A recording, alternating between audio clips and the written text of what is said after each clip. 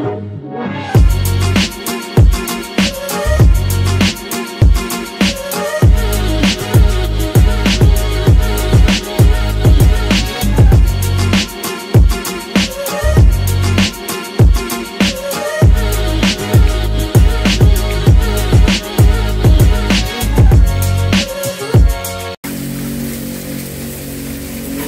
yung tangke ng fuel tank yan mga body ng X100 na Hyundai.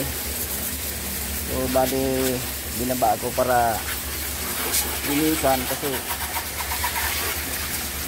nadali injector marumi na yung loob ng tangke.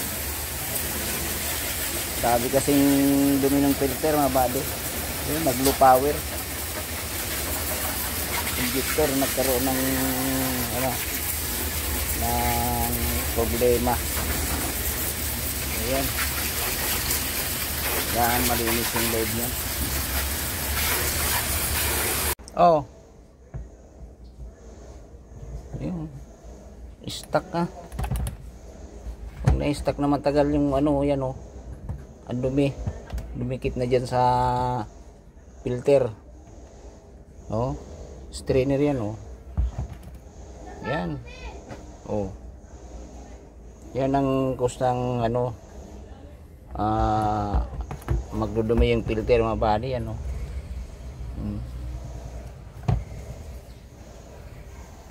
Kaya pala mga body yung pinaka strainer niya rito sa may floater.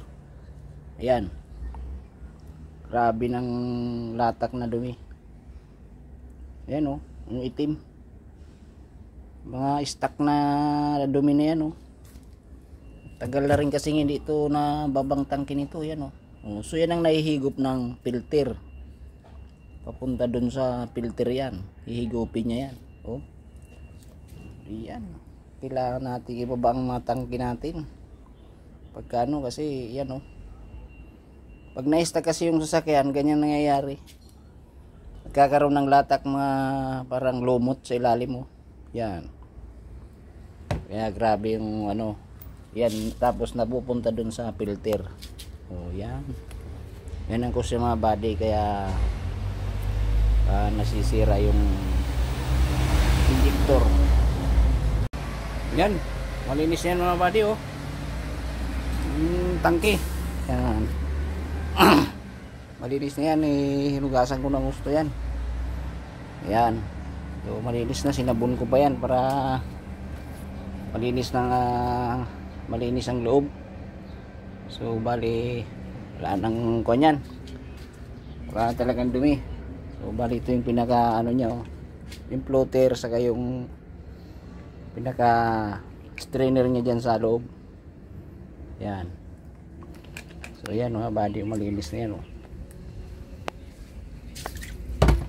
yan.